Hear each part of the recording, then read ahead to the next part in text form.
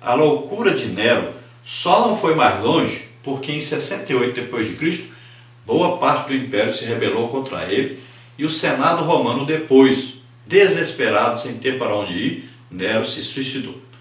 No tempo em que explodiu essa brutal perseguição, Paulo estava fora de Roma, visitando as igrejas.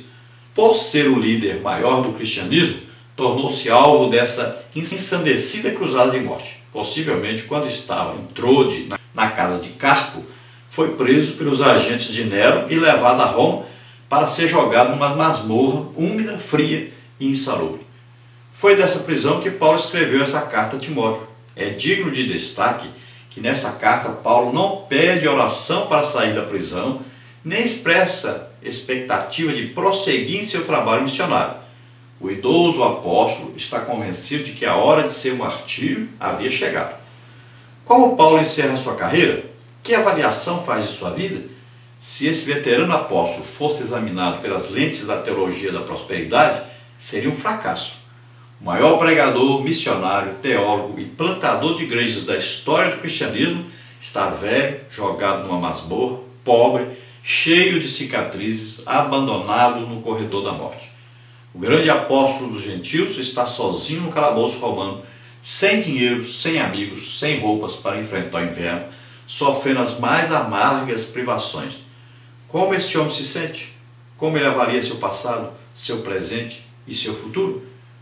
Então, o resumo da vida cristã de Paulo é: combati o bom combate, acabei a carreira, guardei a fé. Os combates na vida de Paulo, vemos aí contra Satanás, contra os principados e potestades, os dominadores do mundo das trevas das regiões celestes, contra os vícios e violência de judeus e pagãos, contra o judaísmo entre os gálatas, contra o fanatismo entre os tessalonicenses, contra as contendas, a fornicação e os litígios entre os coríntios, contra o gnosticismo incipiente entre os efésios e os colossenses, contra os de fora, os conflitos, contra os de dentro, os tremores, contra a lei do pecado e da morte que operava em seu próprio coração. A equipe de Paulo, vamos ver aí: Demas me abandonou porque se deixou levar pelo amor do presente mundo, foi para Tessalônica. Crescente foi para a Galácia, Tito para a Dalmácia, somente Lucas então ficou com Paulo. Em 3 tempos, Paulo, prisioneiro do Senhor, isto é, assim dividido, expressa triunfantemente sua fé. Do versículo 6 aí, ele fala sobre a ratificação de sua fé quanto ao presente. Do versículo 7, o resumo de sua fé quanto ao passado. Do versículo 8, a execução de sua fé quanto ao futuro. Um resumo no final da segunda carta de Paulo a Timóteo pode ser assim: do versículo 9 a 13, Paulo dá vazão à saudade que sente a necessidade de mais obreiros para o reino. Solicita sua capa, os livros e pergaminhos e a célere chegada de Timóteo. Dos versículos 14 e 15, adverte Timóteo contra Alexandre o Atueiro. Versículos 16 a 18, à luz da maneira como o Senhor fortalecera durante sua primeira defesa, Paulo deriva o conforto para o presente e para o futuro. Dos versículos 19 a 21, saudações a certos crentes individuais e de outros crentes, informações acerca de outros, reiteração do pedido a Timóteo de sua vida imediata. E no versículo 22, a bênção. Então você viu aí as necessidades de Paulo. Ele tinha necessidade tanto física, quanto sentimental, quanto espiritual. Ou seja, corpo, alma e espírito. Então o corpo ele precisava da capa, porque ia começar a fazer um período aí de grande frio ali na Europa. Depois, a necessidade emocional, a saudade de Timóteo, ele precisava se despedir de Timóteo, e também ele tinha necessidade de preencher sua alma com a palavra de Deus, de alimentar sua alma. Então, os livros e os pergaminhos, ele tinha necessidade de que aquele material estivesse com ele ali.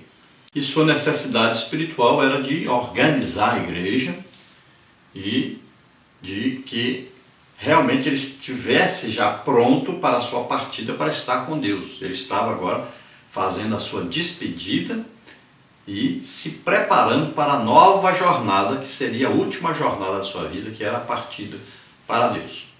Então, na parte 1, nós temos aí: a consciência da morte não traz desespero ao crente fiel. Tópico 1, seriedade diante da morte. Tópico 2, a certeza da missão cumprida.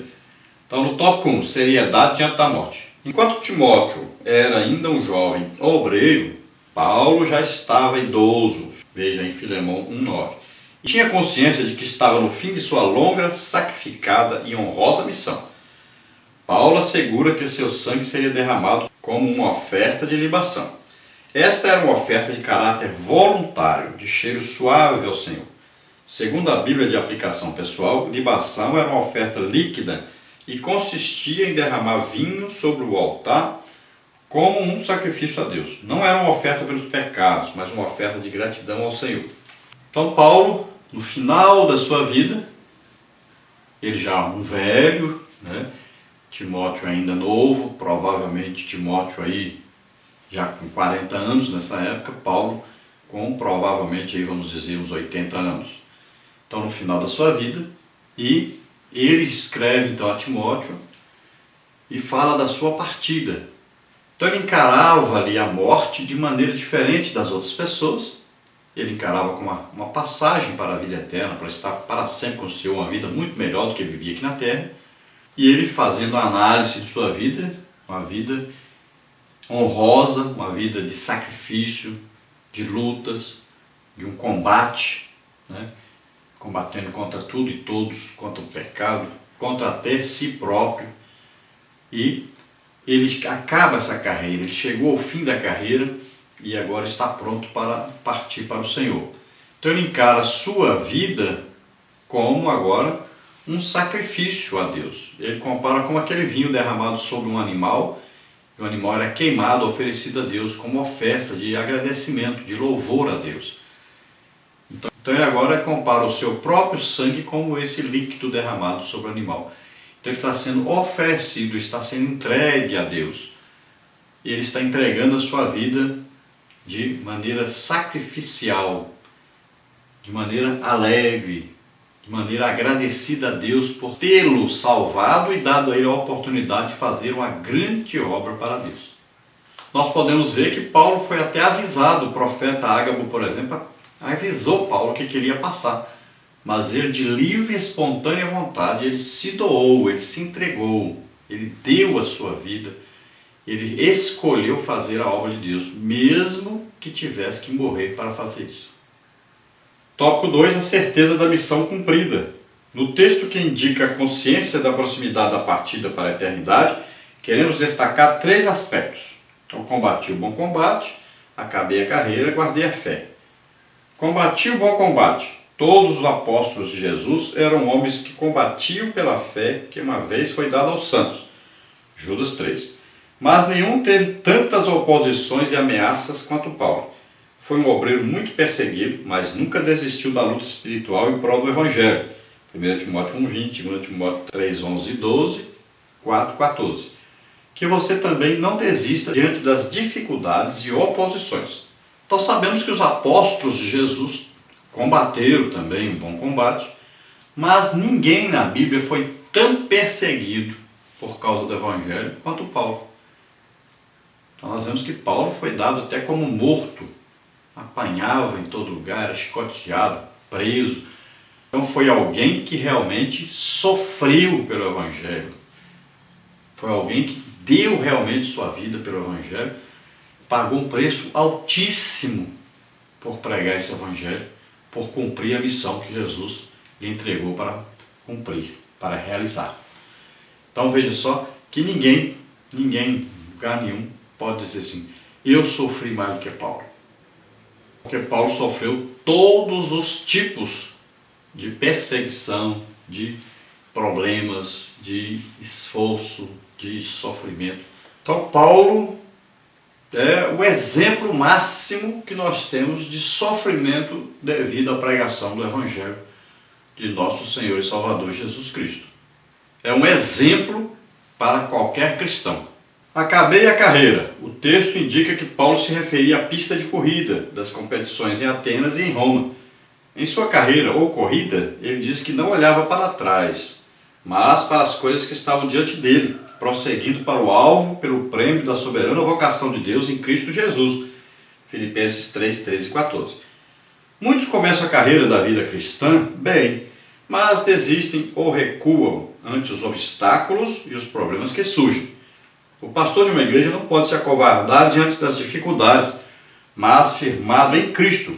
Precisa prosseguir até o final. Então Paulo comparava essa vida cristã dele como uma corrida. E quem vai correr tem que estar de olho no alvo, no futuro. Infelizmente tem muita gente hoje de olho no presente, nas riquezas, na posição social, coisas aqui da terra. Mas Paulo, a visão dele, o objetivo dele era o céu, era estar com Cristo, receber o prêmio lá no tribunal de Cristo. Então ele não tinha a visão de receber nada aqui embaixo, não fazia nada para agradar os homens e nem também tinha o objetivo de enriquecimento, de ter alguma coisa aqui ou alguma posição aqui. Então sempre de olho no futuro. Infelizmente, nós estamos vivendo uma época difícil, que as pessoas querem galardão pelo que tudo que fazem aqui na terra, que eles querem o galardão. E o Evangelho não promete isso, o Evangelho promete o galardão lá no céu. O galardão é espiritual. Então, tudo que nós fazemos aqui na terra para Deus, o nosso objetivo deve ser o galardão que nós vamos receber lá no céu, no futuro. Então estejamos de olho fixo lá no objetivo, no alvo, né? Encontrarmos um dia com Cristo, estarmos para sempre com Cristo. Então nosso objetivo está lá. Não erre o alvo, nem acerte o alvo paralelo. Muitas vezes parece que você vai para o céu, mas vai para o inferno. Parece que vai ser salvo, mas vai ser condenado. Parece que você está fazendo certo, mas está fazendo errado. Parece que o seu objetivo está correto, mas não está. Então não siga esse caminho paralelo, siga o caminho que a Bíblia ensina. Siga o exemplo de Paulo. Olhe para Jesus, o autor e consumador da fé. Tenha Jesus como alvo, como objetivo. Então essa carreira, essa luta, esse combate que temos aqui, é difícil? É. Mas a recompensa é muito grande. É eterna. Então não desista. Não baixe a cabeça. Olhe para Jesus sempre. Tenha como objetivo lá. O objetivo é receber o galardão lá no céu, no tribunal de Cristo. Então a Bíblia diz: sejam sempre firmes e constantes na obra do Senhor, sabendo que existe um galardão preparado para aquele que luta e vence. Guardei a fé. Isso quer dizer que Paulo foi fiel a Deus em todas as circunstâncias de sua vida cristã. Ele não se embaraçou com os negócios dessa vida e militou legitimamente, segundo Timóteo 2, 4 e 5. Guardar a fé significa guardar a fidelidade a Cristo e a seus ensinamentos. O crente precisa guardar a fé até o seu último momento de vida. Paulo ensinou a Timóteo e a igreja do Senhor a respeito desse cuidado. O crente é consolado pela fé, Romanos 1,12. A justiça de Deus é pela fé, Romanos 3,22. O homem é justificado pela fé, Romanos 3,28, 5,1, Gálatas 2,16. O justo vive pela fé, Gálatas 3,11. A salvação é pela graça de Deus, e é mediante a fé em Jesus, Efésios 2,8. Paulo sabia o que era lutar e guardar a fé, que uma vez foi dada aos santos, Judas 3. Então, para chegar ao prêmio, você não pode se embaraçar com nada e você tem que saber que você tem que lutar legitimamente, não pode usar de engano, de mentira, não pode usar de falcatruas, então tem que tomar cuidado. E nem pode fazer com o objetivo de receber aqui na terra alguma coisa. Então Paulo diz: eu guardei a fé, fui fiel a Deus, e essa fé é importantíssima. Sem a fé é impossível agradar a Deus. Então tudo está vinculado a essa fé, em acreditar. Ler a Bíblia, mas acreditar no que está escrito na Bíblia.